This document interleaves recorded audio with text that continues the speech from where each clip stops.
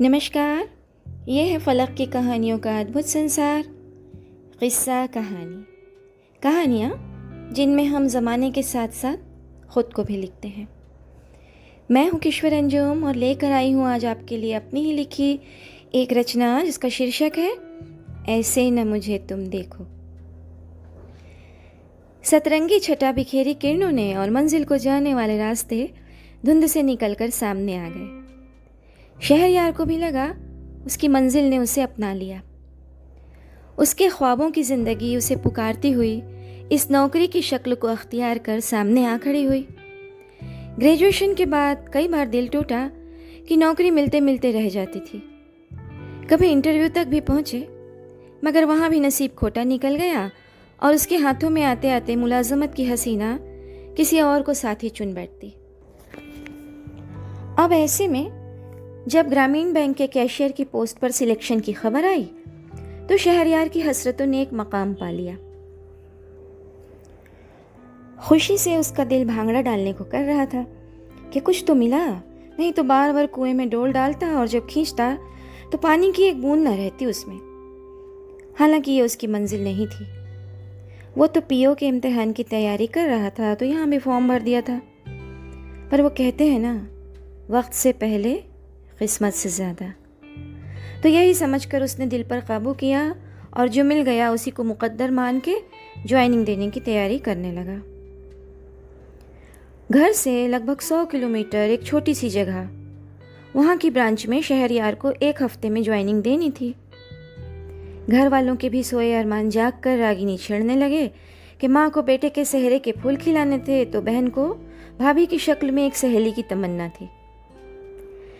शहरयार के ज़्यादातर साथी पुश्तैनी कामों में लग गए थे और घर बसा के बाल बच्चेदार हो गए थे। उन्हें खुश खुर्रम देखकर तमन्नाएं तो शहरयार की भी सर उठाने लगी थी। अच्छा खासा जवां छोरा था, अभी तक एक अदद नौकरी की रह गुजर में तन्हा सफ़र कर रहा था ज़िंदगी का। तो आसपास की जगह पर कोई हसीना भी होगी कहीं उसके नाम की, ये सोचने की उसे फुर्सत नहीं थी। कभी दिल किसी रोशन परी चेहरे को यूं ही देखकर ज़रा सा मुंहज़ोर होना भी चाहता तो ज़मीर इतनी लानत मलामत करता कि बेचारा शहरयार अस्तग़फ़ार कर कर अपने गाल लाल कर देता। अरे नामाकूल लड़के, बीवी को खिलाएगा क्या जब काम ही नहीं मिलेगा तो? जब तक कमाई नहीं तब तक लुगाई नहीं। और शहरयार अपने अरमानों पर ओस डाल आगे बढ़ जाता। अब जब उसको आसरा हो गया हर महीने एक माकूल रकम के मिलने का तनख्वाह की शक्ल में, तो अरमानों के सोए नाक दिल को डसने लगे। पर उसने सोचा कि जहाँ इतने दिन गुजार लिए हैं तन्हाई के, थोड़े और सही 1-2 साल कुछ रकम जोड़ लें, फिर करेंगे ब्याह। घर वालों को भी ये बात सही लगी और हमारे हीरो निकल पड़े अपनी नई जिंदगी के रास्तों पर।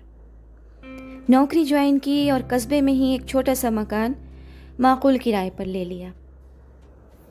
बैंक पास ही था और शहरयार साहब बड़ी आसानी से टहलते हुए भी जाने पर 10 मिनट में पहुंच जाते वहां।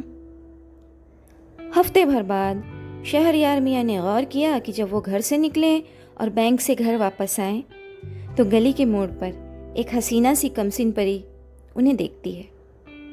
अब भाई सारी की सारी छठी इंद्रियां लड़कियों के पास ही थोड़ी ना होती हैं, इतनी मित्ती लड़के भी रखते हैं। तो हमारे हीरो को भी ये समझने में देर न लगी कि वो हसीना मर मिटी है उन पर। नहीं तो ऐसा इत्तेफाक रोज़ रोज़ थोड़ी ना होगा कि जब भी वो आए जाएं वो कभी बागीचे में पानी देते दिखे तो कभी किसी से बातें करते हुए उनके रुखे रोशन पर नजरें टिकाए रहे।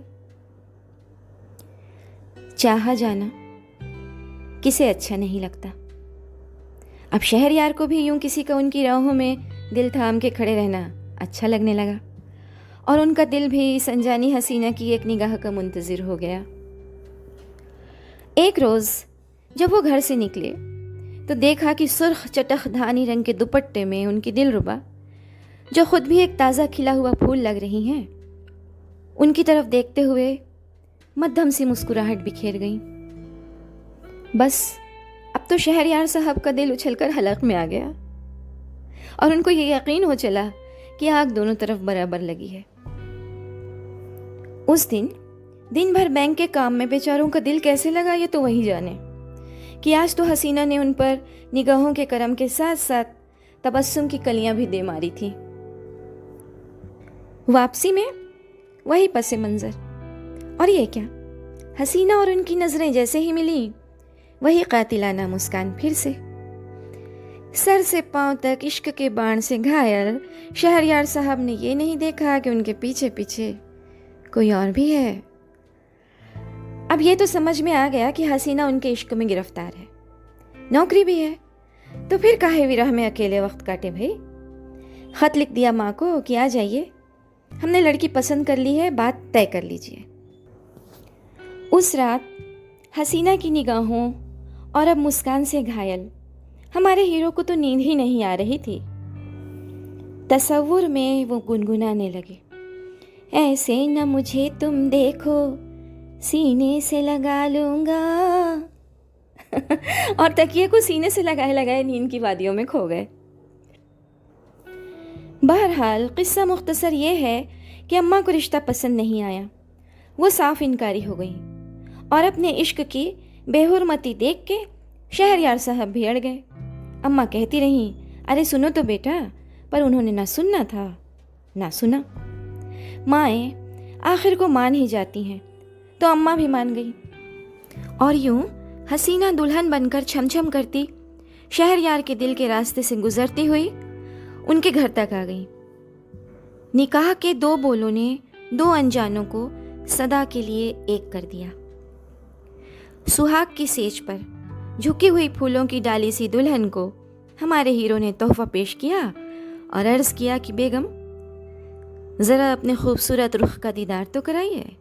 शर्माते हुए बेगम ने चेहरा ऊपर कर लिया, पर यह क्या, आंखें तो झुकी है ना जी, नजरें उठाइए, ज़रा मुस्कुराइए कि इन्हीं अदाओं से तो आपने हमें ख़रीद लिया है। दूल्हे साहब शायर बनते जा रहे थे। दुल्हन ने अपनी काली काली आंखें ऊपर की और प्यार से, अदा से, नाज से एक कातिलाना मुस्कान फेंकी।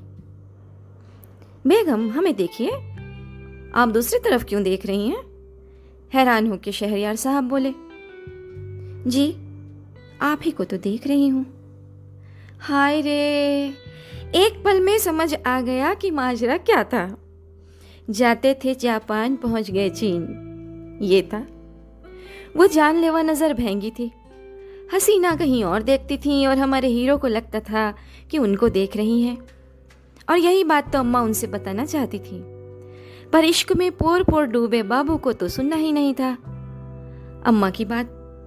अम्मा भी इसी में खुश कि चलो बेटे की पसंद है, क्या हुआ जो नैनों का जुग्राफिया तिरछा है। खैर से हमारे हीरो आज दो बच्चों के अब्बा हैं और हसीना अब भी कातिलाना मुस्कान से उनको देखती हैं। अब ये अलग बात है कि कोई और देखे तो उसको लगे कि वो तो कहीं और देख रही हैं।